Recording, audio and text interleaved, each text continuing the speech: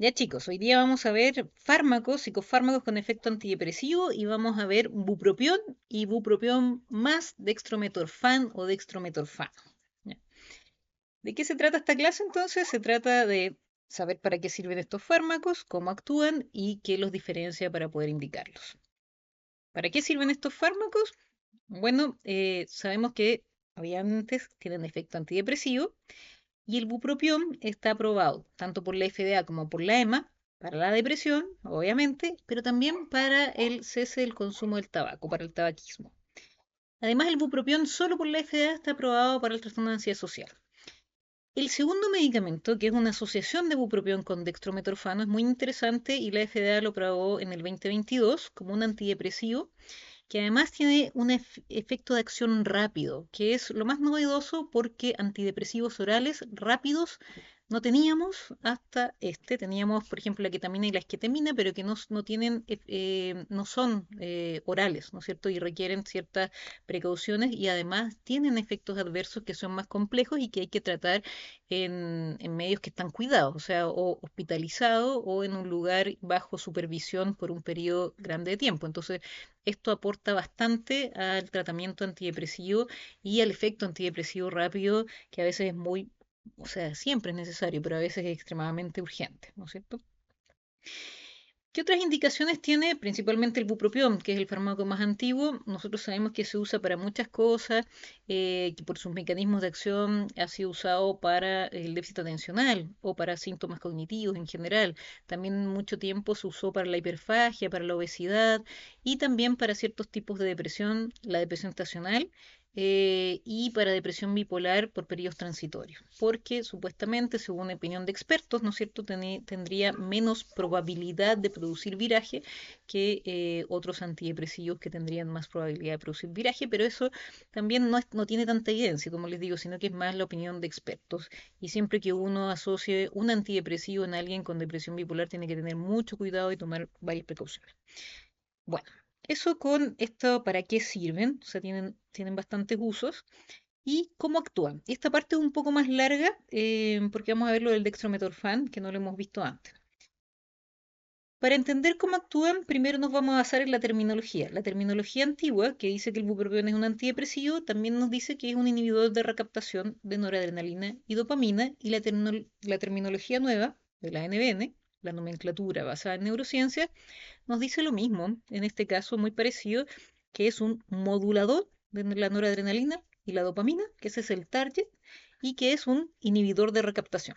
Eso nos entrega esa terminología. Entonces acá visualmente vemos el bupropión, nuevamente sus mecanismos de acción antagonista, ¿no es cierto?, de los transportadores del NET y el DAT. Ese es el mecanismo de acción, aunque también se postulan otros mecanismos de acción.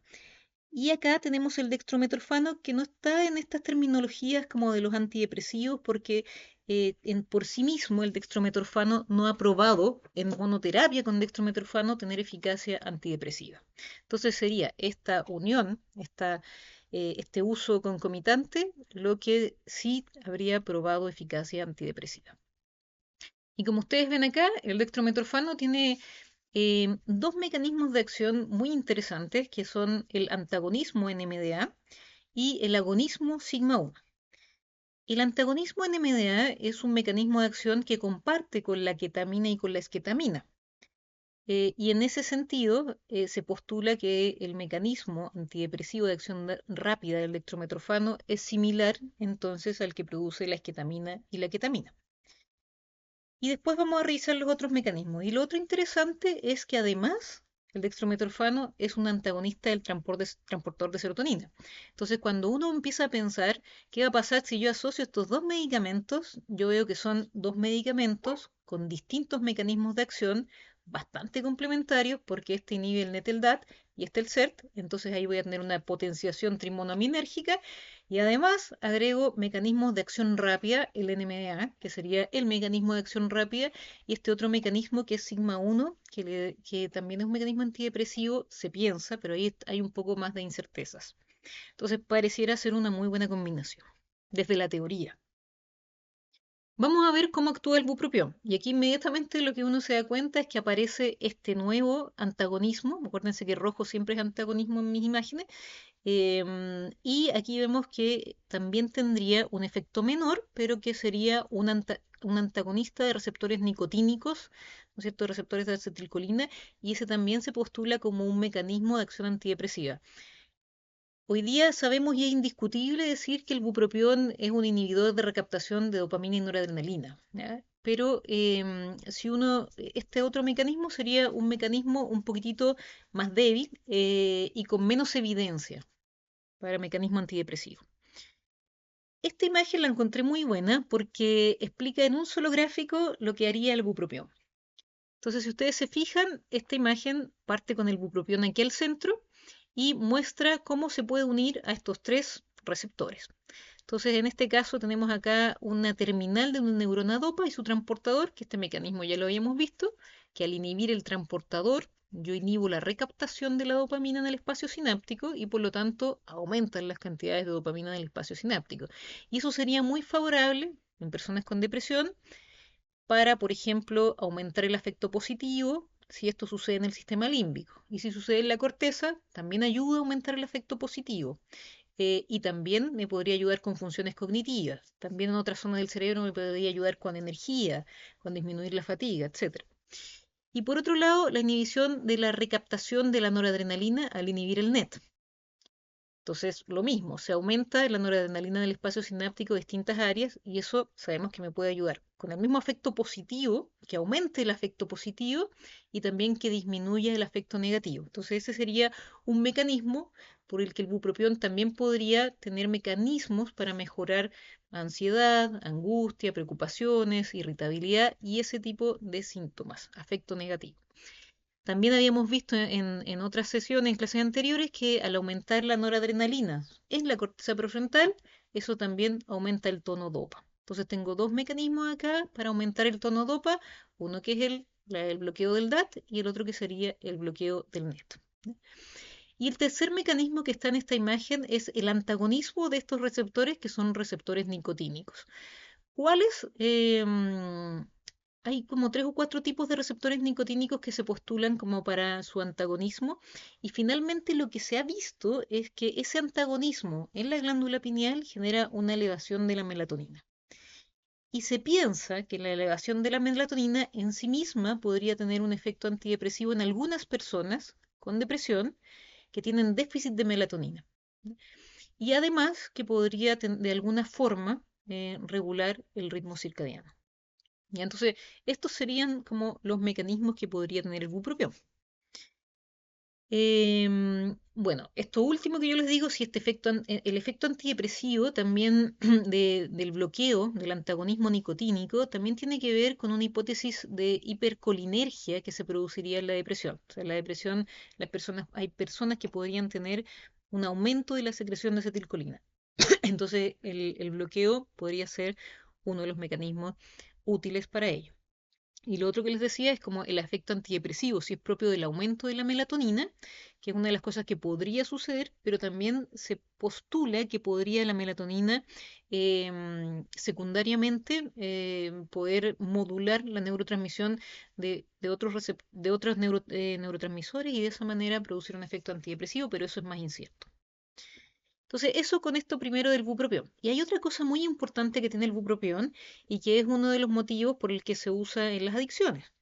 Obviamente que sabemos que se usa principalmente en la adicción al tabaco, donde hay estudios que muestran que tiene eficacia para el cese del tabaquismo, pero también como eh, se ha usado mucho para otro tipo de adicciones, principalmente porque es un modulador al alza de la dopamina, pero es más débil que una sustancia adictiva en ese sentido y en ese sentido podría producir una regulación del sistema dopa que está muy alterado en las adicciones. Entonces aquí hay una imagen de Stahl que muestra cómo sirve en el tabaquismo. Entonces, para que uno recuerde lo que pasa en las adicciones, acuérdense que en las adicciones el núcleo que produce dopamina, que está mostrado acá, que es un núcleo que está en el área tegmental ventral, produce dopamina y libera dopamina a esta zona de acá, que en el fondo es parte del sistema límbico, que principalmente vamos a representarla por el núcleo accumbens. Entonces, la dopamina, cuando se libera en el núcleo accumbens, produce sensaciones placenteras y me puede producir mucho placer, ¿no es cierto? Que es algo que pasa cuando yo consumo alguna sustancia que puede ser adictiva. Y aquí vemos, por ejemplo, que aquí hay una neurona de acetilcolina y vemos cómo la nicotina también se puede unir a receptores de acetilcolina. Y de esa manera estimula estos receptores de acetilcolina que están en los núcleos que producen dopamina. Y de esa manera es capaz la nicotina de producir ráfagas de liberación de dopamina, entonces liberación de dopamina masiva en el núcleo accumbens y la persona se siente muy bien, como lo grafica acá muy bien Stahl.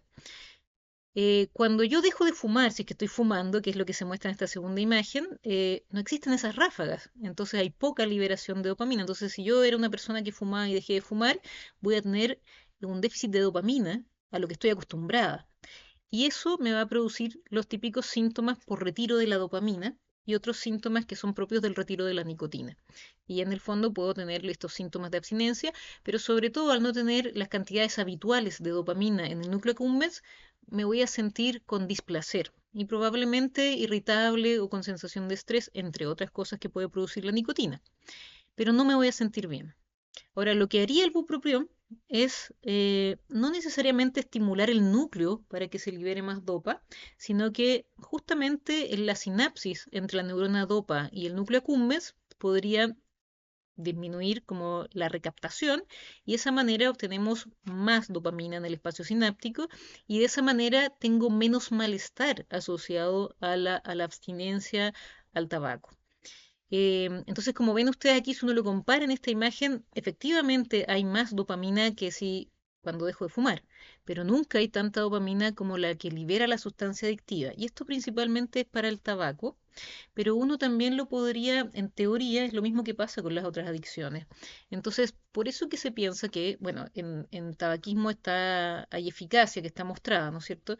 Pero en otras adicciones en teoría se piensa que podría tener alguna utilidad para que esa persona no sienta tanta displacer y tanto compromiso del sistema hedónico al dejar la droga o la sustancia. Y otra cosa importante, bueno, esto es lo que pasa en el núcleo accumbens, y otra cosa importante sería esto, cómo esto, el bloqueo de receptores de nicotina, podría también estar asociado como mecanismo que pudiera regular o mejorar síntomas propios como de la adicción al tabaco. Entonces ahí no está tan claro, puede ser que al antagonizar los receptores de nicotina en neuronas GABA, que hacen sinapsis con neuronas dopa, se pudiera obtener algo parecido como al aumento un poco de dopamina aquí. Y ahí se piensa que eso, más el efecto propio del DAT, podría ayudar un poco, pero no está tan claro. Eso entonces con respecto a las adicciones. Y ahora, bueno, las adicciones y el bupropión. Y ahora vamos a revisar lo que es el dextrometorfano. Y como ustedes ven acá, en la primera imagen era más simple, teníamos el NMDA, el sigma y el CERT. Y aquí yo coloqué además otros antagonismos que son también antagonismo de receptores nicotínicos y antagonismo NET, pero más débil, que tendría el dextrometorfano. Entonces, cuando uno ve esto, vamos a ver qué tan débil es estos otros antagonismos, pero uno diría, claro, por el antagonismo CERT podría tener propiedades antidepresivas, como les decía antes. También por el NET. Si pensamos en cómo actúa, como lo que vimos recién de los receptores nicotínicos y el bupropión, claro, podría quizás por ahí también haber un mecanismo antidepresivo. Ya, entonces, ¿cómo actúa el dextrometorfano? Va a ser súper importante para que el dextrometorfano pueda actuar que mantenga niveles plasmáticos sobre un rango terapéutico. Y eso es muy importante porque el dextrometorfano tiene una vida media muy cortita, que es como de 3 a 5 horas. Entonces, si yo lo tomo, en realidad lo tendría que tomar como cada 3 horas para que hiciera efecto y eso sería muy impracticable. Entonces, el dextrometorfano, claro, se metaboliza muy rápido por el CYP2D6 en metabolitos que no tienen el efecto esperado, en este caso antidepresivo. Entonces, no logra alcanzar niveles terapéuticos. Entonces, por eso que el dextrometorfano en salud mental o en psiquiatría lo encontramos que se usa, pero asociado o a bupropión o a quinidina, que son inhibidores del CYP2D6 que permiten una vida media más larga. Entonces, en este caso, asociado al bupropión, el bupropión es un inhibidor CYP2D6 y eso permite que el dextrometorfano tenga una vida media más larga, que es de aproximadamente 22 horas. Y eso, por lo tanto, va a permitir esto que está acá, que es que alcance niveles plasmáticos por sobre un rango que me permita eficacia terapéutica antidepresiva. Entonces, si ustedes ven esta imagen, nosotros vemos acá el dextrometorfano, las concentraciones plasmáticas y el tiempo en horas, 36 horas. Entonces, acá vemos que una persona que toma dextrometorfano solo, que es esta curva naranja, hace niveles plasmáticos muy bajos y se metaboliza muy rápido y llega a cero. En cambio, en este caso, la combinación que hoy día se llama Uvelity, de dextrometorfano más bupropión, permite que no se metabolice y permite un nivel plasmático muy distinto, ¿no es cierto? Que me permite un rango terapéutico y que esto vaya bajando de a poco, cosa que sea razonable usarlo cada 24 horas. Entonces, esa es la gracia, por un lado, de esta asociación. Esa es la gran gracia de esta asociación que permite que el dextrometorfano dure con un nivel de plasmático estable y que no tengamos esto, ¿no es cierto? Esa es una gracia. Y la otra gracia sería por qué produce efecto antidepresivo, ¿no es cierto? Entonces, ¿por qué? ¿Por qué produce efecto antidepresivo? Entonces acá lo que les quiero mostrar es como en muy sencillo y lo que se hipotetiza que produciría el dextrometorfano. Entonces, para que empecemos aquí, hay una neurona presináptica que es glutamatérgica y una neurona postsináptica con receptores NMDA y AMPA que son receptores de glutamato. Y acá tenemos una interneurona GABA, ¿no es cierto? Que, también, que libera GABA, obviamente, y que tiene también receptores NMDA. Y además acá en esta neurona perisináptica vemos el receptor sigma 1, que es este que agoniza, ¿no es cierto?, el dextrometorfano. El receptor sigma 1 es un receptor que está asociado al retículo endoplásmico, a una zona que se asocia con la membrana de la mitocondria, y por eso que uno lo ve aquí adentro de la neurona. Eh, bueno, el receptor sigma 1 se hipotetiza que es muy importante para la homeostasis proteica, ¿ya? Como una chaperona. Lo que haría el receptor sigma 1 es permitir que las proteínas, o como un buen metabolismo de las proteínas, que por ejemplo los plegamientos de las proteínas sean los adecuados y sean estables, entre otras cosas. Y también permitiría una mejor modulación del sistema, o sea, de la neurotransmisión glutamatérgica y monoaminérgica, en ese sentido, por ese tipo de regulación. ¿Ya? Eso haría normalmente el receptor sigma 1. Lo que se piensa que en la depresión, que nosotros hemos visto varias teorías de la depresión y que en el fondo en la depresión sí hay, ¿no es cierto?, un problema en la homeostasis como de las monoaminas, ¿no es cierto?, y de las proteínas. Por lo tanto, en base a esa teoría, poder mejorar esa homeostasis proteica, que también se llama proteostasis, mejorar la proteostasis es una de las cosas que se postula que podría tener un efecto antidepresivo y por lo tanto si yo agonizo, si yo mejoro la función del receptor sigma 1, ese podría ser un mecanismo que me podría ayudar cuando hay una mala homeostasis proteica. Entonces eso es una de las cosas que se piensa que podría ayudar esta intervención sigma 1. Y también, como hemos visto con otros medicamentos, como la fluvoxamina, que también actúa acá, vimos que esto también podía tener un efecto ansiolítico antes, no solamente como antidepresivo.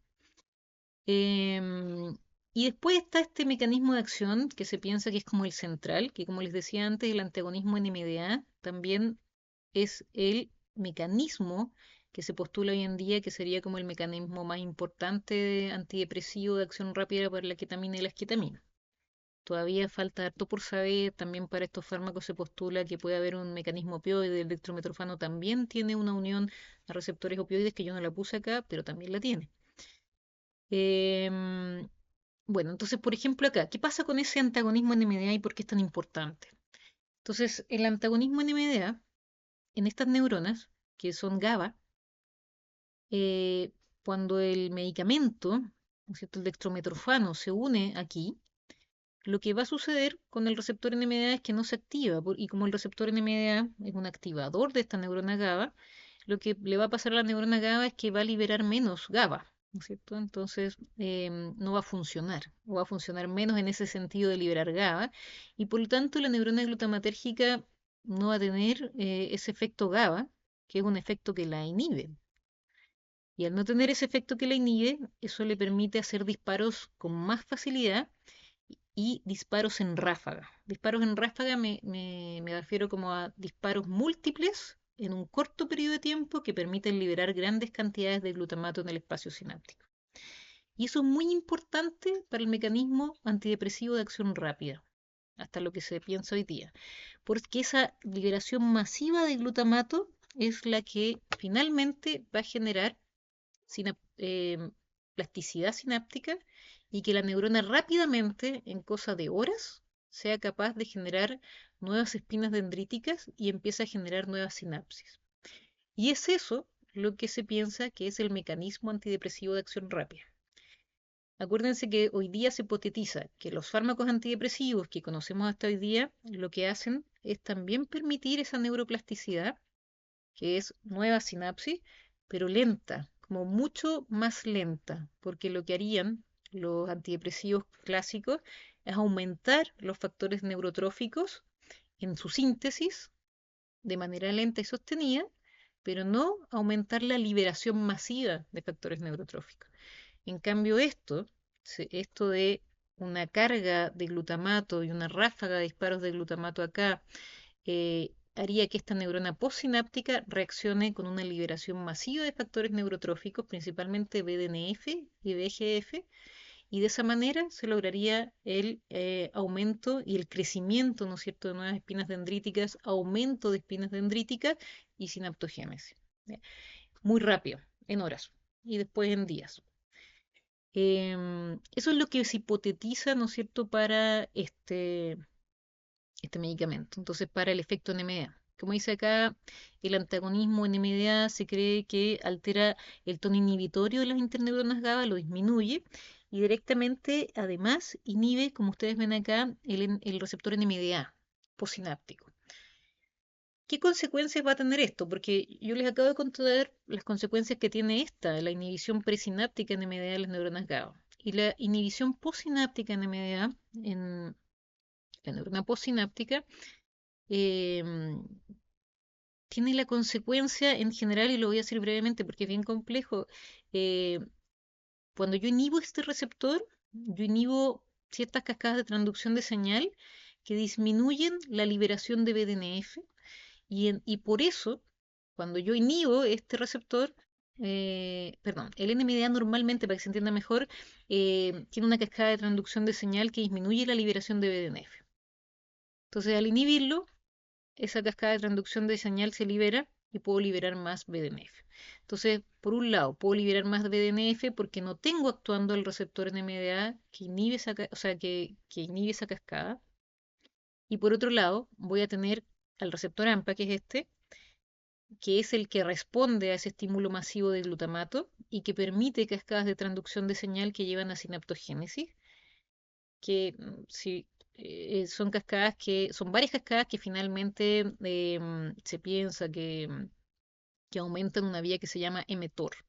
Y ahí que mediante eso se puede activar lo que les comenté después. Pero lo importante, yo creo que lo más importante, más que aprenderse como estos detalles, que yo creo que nos lo olvida rápidamente, es que aumenta la neuroplasticidad rápidamente por una masiva liberación de factores neurotróficos, cosa que no producen los antidepresivos de acción lenta, sino que los antidepresivos de acción lenta, como les decía, producen aumento de la síntesis sostenida y lentamente y después liberación, pero de a poco. Entonces, eso es como lo que uno podría esperar desde la teoría, porque esto es teórico, ¿no es cierto? Son lo que se ha pensado, lo que podría pasar, que serían estos mecanismos. Ahora, ojo, porque acá uno teoriza lo que podría pasar desde lo que se ha estudiado desde las neurociencias, pero también tenemos evidencia, por otro lado, que nos dice que independiente de cómo sea que actúe el dextrometorfano y el bupropión, tienen eficacia antidepresiva. Entonces, finalmente, para esta diapo, lo que les decía antes, lo más importante es la homeostasis proteica, que estaría mediada por el agonismo sigma 1 y el aumento de la sinaptogénesis mediada por el antagonismo NMDA. esto lo encontré muy bueno porque a mí me encanta ver estas constantes que son esta es una tablita que habla principalmente de la afinidad y compara la ketamina con el dextrometorfano. Y yo lo puse porque son muy similares los mecanismos de la ketamina y el dextrometorfano. Y uno también se pregunta, porque la ketamina como monoterapia tiene eficacia antidepresiva, ¿no es cierto? Y uno dice, bueno, ¿qué será? Entonces acá está medida la afinidad por distintos medidores. La KI, que es como mejor que la IC50, que es la concentración inhibitoria.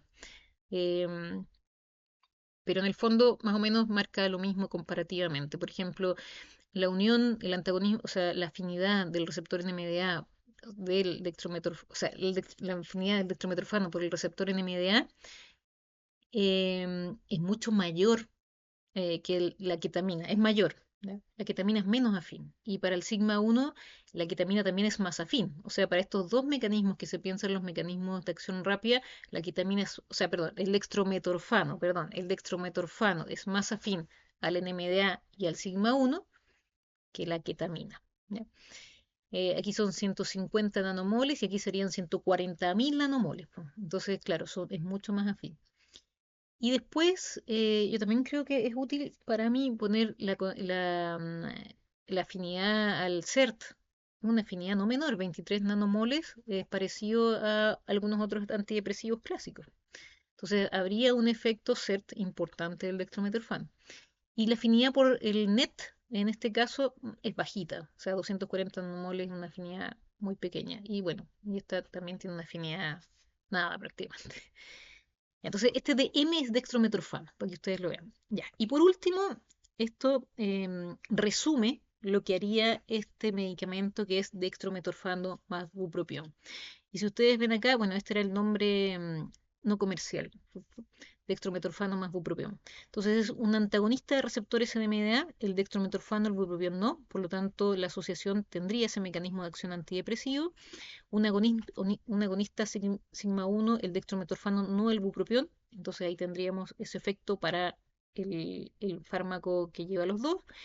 Entonces tendríamos, por un lado, una modulación glutamatérgica como mecanismo antidepresivo para esta asociación farmacológica y después tenemos aquí la modulación de las monoaminas, noradrenalina, serotonina y dopa. Y finalmente lo que vemos acá es que finalmente tenemos una modulación trimonaminérgica al juntar los dos fármacos. Porque sabemos que el bupropión modula la dopamina, la noradrenalina, y el dextrometorfano, la serotonina. Y por último, que esto que es más desconocido y es más teórico, es el efecto antiinflamatorio que podría tener los dos fármacos principal. O sea, aquí como ven, son cosas más inciertas, más teóricas, pero que hay alguna evidencia para decir que podrían disminuir ciertos factores como proinflamatorios. Y esto tendría importancia, este efecto antiinflamatorio, porque hoy día hay una hipótesis importante, o sea, hace mucho tiempo hay una hipótesis muy importante que es la hipótesis inflamatoria en la depresión. Entonces podríamos tener una molécula como, o sea, este medicamento como con bastantes targets farmacológicos. Eso es en resumen. Y ahora vamos a ver lo último, que en el fondo es cómo los diferencio, para qué me sirven, cuándo los uso. Y el bupropión lo vamos a usar ya sabiendo sus mecanismos de acción. Uno dice inmediatamente, obviamente, ánimo depresivo y todo lo que es afecto positivo reducido por este efecto NET y DAT. Eh, entonces, me sirve para que la persona mejore, poder estar alegre, poder sentir placer, poder disfrutar, que no le cueste disfrutar, poder sentir ganas de hacer cosas, poder recuperar sus intereses, todas esas cosas que se pierden en la depresión, poder subir la autoestima, tener ideas de mejor autoestima, eso también me sirve con el bupropión, pues esta modulación del NET y el DAT. Además, me sirve para síntomas somáticos de depresión como fatiga, ¿no es cierto? El cansancio físico, no solamente el cansancio mental, síntomas que tienen que ver con las alteraciones del sueño como la hipersomnia y del apetito, la hiperfagia, y me sirve para el craving asociado al tabaquismo y teóricamente podría servir para el craving asociado a otras sustancias y además me sirve para mejorar algunas funciones prefrontales por el aumento de dopamina y noradrenalina y por lo tanto me sirve para aquellas personas con depresión que tienen problemas de memoria, problemas para concentrarse, problemas para organizarse, que se los olvida todo asociado al episodio depresivo. Entonces, ¿cuándo sería recomendable? Obviamente que para la depresión. ¿Y cuál sería como la depresión que andaría como target, así como la depresión atípica? Porque es una depresión que tiene no solo ánimo depresivo, ¿no es cierto?, sino que también hiperfagia, ¿no es cierto?, mucha hambre, y ahí andaría muy bien, hipersomnia, y ahí andaría muy bien. Por lo menos para esos dos síntomas. Y esta como pesadez, ¿no es cierto?, que produce, que es muy clásica en la depresión atípica, esta pesadez y fatiga física, ahí andaría también muy bien el bupropión. También me podría servir, como les decía antes, para depresión bipolar, como un uso transitorio, porque podría ser uno de los que tuviera menos riesgo de viraje, según opinión de expertos, pero de todas maneras hay que tener mucho cuidado. Y me podría servir, obviamente, cuando el paciente prioriza, como te dice, doctora, yo no quiero que el fármaco me vuelva a producir disfunción sexual, que no tengo deseo sexual, que no tengo libido, que no puedo llegar a un orgasmo. Ahí también puede ser útil porque es uno de los que tiene menos probabilidad de producir esa molestia y también es uno de los que menos probabilidad de todos los antidepresivos tiene de producir ganancia de peso y de hecho está asociado como a más a disminución del apetito y puede ser una disminución de peso. Y también no ni en primera ni en segunda línea, sino que en una línea más baja para el déficit atencional con hiperactividad o el trastorno de déficit atencional del adulto. Y para disfunciones sexuales muchas veces, y sobre todo quizá, bueno, sí, muchas veces se ha usado cuando algún antidepresivo produce disfunción sexual, se ha usado para aumentar la libido, el deseo sexual, por este mecanismo que tiene, que es este mecanismo dopaminérgico que muchas veces ayuda a mejorar esa disfunción sexual. Entonces, a veces se ha usado, pero ojo, porque puede ser que me vaya bien, no es de tan alta eficacia. En el pasado era una recomendación que se hacía si tú usabas, por ejemplo, un serotoninérgico, usar bupropión para aumentar como para tratar ese efecto adverso si que tú no podías retirar el otro fármaco. Hay probabilidad de que ayude, pero también ojo que el bupropión no tiene cero probabilidad de producir disfunción sexual. Y la otra cosa, obviamente, que tenemos en mente es, evidentemente, darlo para el tabaquismo. Y como les decía antes, pensarlo en caso de que yo quiera ejercer una modulación dopa en personas con adicciones. Bueno, dentro de la farmacocinética, lo principal que hemos visto ahora es que inhibe el CYP2D6 y por eso nos ayuda con el otro fármaco dextrometorfano, pero es metabolizado no por el CYP2D6, sino que por el CYP2B6. Fácil de recordar porque son bien parecidos. La vida media del bupropión es de 10 a 14 horas y tiene tres metabolitos activos que tienen vida media de 20 a 27 horas. Entonces yo lo podría dar una vez al día. El problema del bupropión es el riesgo de bajar el umbral convulsivante. Entonces si yo ocupo bupropión de liberación inmediata, tengo que dividirlo en tres. Si ocupo SR lo tengo que dividir en dos y si ocupo XL lo puedo dar solo en una dosis, toda la dosis, que van de 150, 300 a 450, ¿no es cierto? Esa sería la dosis máxima tope y 450 la que podría dar dentro del rango. ¿Cuáles son los efectos adversos más notables del bupropión? Bueno, ya hemos visto cuáles son los efectos adversos más típicos del bloqueo NET, entonces también puede ir por ahí. Acuérdense que el bloqueo NET también puede producir efectos adversos anticolinérgicos secundarios, entonces voy a tener ese tipo de efectos adversos. Y además podría tener un efecto, bueno, estos efectos, boca seca, constipación y náuseas, insomnio. Acuérdense que también es un activador, entonces por eso también puedo tener insomnio, intranquilidad, irritabilidad, ese tipo de cosas. Agitación, cefalea, mareo, la pérdida de peso que se puede usar como a favor, podríamos decir. También, ojo, que hay que monitorizar que no vaya a producir hipertensión o aumento de la frecuencia cardíaca por los efectos que tiene, como por los mecanismos de acción, y tinnitus. Y quizás el menos común de los efectos adversos, pero el más temido podría ser la disminución del umbral convulsivante, y para eso lo que se hace, como les decía antes, es dividir las dosis. ¿Ya? Y sí se puede usar en personas con epilepsia, pero epilepsia muy controlada, y probablemente en personas con epilepsia yo creo que es muy lógico que no vaya a ser nuestra primera opción, porque hay un montón de opciones como antidepresivos que pudieran ser mucho más seguros en ese sentido. Ya. Y este otro, el dextrometorfano más bupropión, ¿cuál es la gracia que tiene? La gran gracia que tiene es esta eficacia antidepresiva de acción rápida. ¿Qué tan rápida se puede ver? Puede verse más o menos respuesta en una semana. Respuesta, acuérdense que es que mejore una persona 50% de sus síntomas depresivos. Entonces, ¿qué es lo que nos dice la evidencia? Em, Ustedes pueden revisar más, esto es un resumen, recuerden. Entonces, la evidencia nos dice que puede haber eficacia de respuesta en una semana y que la respuesta en una semana, evidentemente, cuando se la compara con bupropión solo en dosis similares, es mucho mejor. O sea, son muchos más las personas que alcanzan respuesta en una semana y además puede haber remisión en 2 semanas, lo cual es muy interesante porque generalmente es muy poco frecuente que alguien alcance remisión en 2 semanas con los antidepresivos clásicos.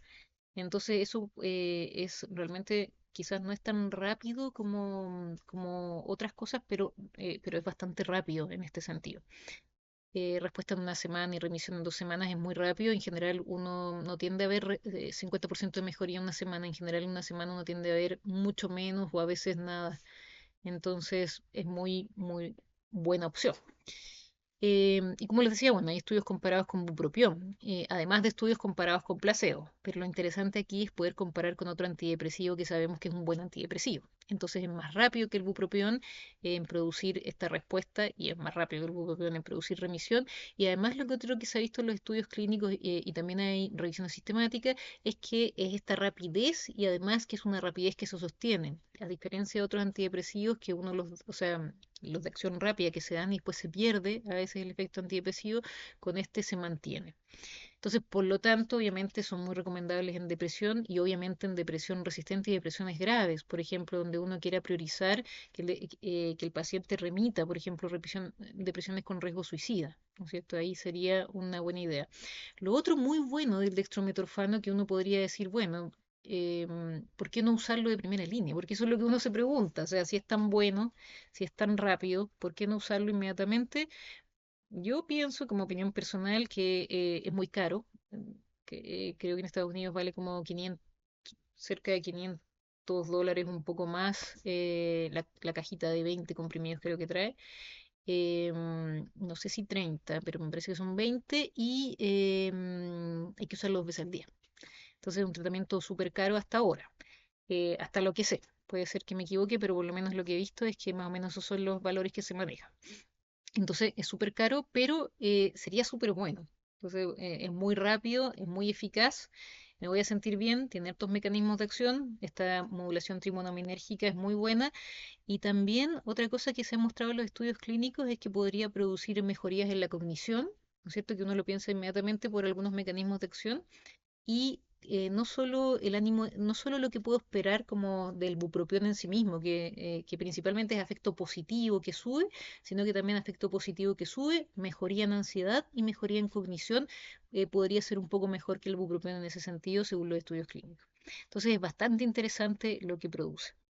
Bueno, y aquí lo que les había hablado antes de la farmacocinética, gracias a la asociación aumenta la vida media. Las presentaciones del medicamento vienen en una formulación de 45 miligramos de dextrometorfano y 105 miligramos de bupropión. Se parte usando esa cantidad una vez al día y al tercer día se puede llegar a esta dosis que sería la que hay que mantener usualmente, que es de 2 comprimidos que se dividen en el día. Y ahí uno se quedaría con eso. ¿Cuáles son los efectos adversos más notables? Bueno, similares al bupropión, pero se podrían agregar los propios del dextrometorfano. El dextrometorfano, aquí sí está publicado más disfunción sexual, más somnolencia, más mareos y cefalea que con el otro, y hiperhidrosis, que no está publicado con el otro, por lo menos lo que yo les acabo de mostrar, y diarrea como efectos adversos que son más frecuentes. O sea, puede ser que el bupropión también lo produzca, pero estos son como más frecuentes en comparación con el bupropión solo. Y esta es una tablita de uno de los estudios clínicos, esta creo que es de fase 2, donde se vio cuáles son los principales efectos adversos comparados con placebo. Entonces, mareo, como les decía, como puede producir más mareo, más dolor de cabeza, diarrea con más frecuencia, como los principales, diarrea, somnolencia, boca seca, disfunción sexual e hiperhidrosis. Esos serían como los primeros de la lista para la combinación de dextrometorfano con bupropión. Ya, y entonces, por último, solamente darles las gracias. Ustedes pueden ver abajito las